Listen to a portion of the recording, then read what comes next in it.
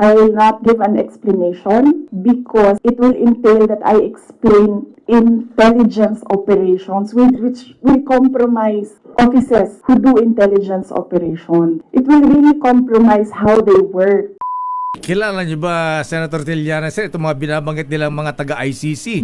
Itong si Chantal Daniel, si Glenn Cala, William Rosato na sinasabing kausap po ninyo. Yan pong mga yan, kilala ko po. At ito nga, dahil dyan, doon sa ginawa nilang in-expose nila yung mga pangalan, pati yung mga testigo, ito po ay violation ng Article 17 ng Rome Statute. At ito po, malamang sa malamang ay kakasuhan sila ng obstruction of justice kasi nilagay nila sa peligro yung buhay ng mga ICC investigators at higit sa lahat yung mga testigo.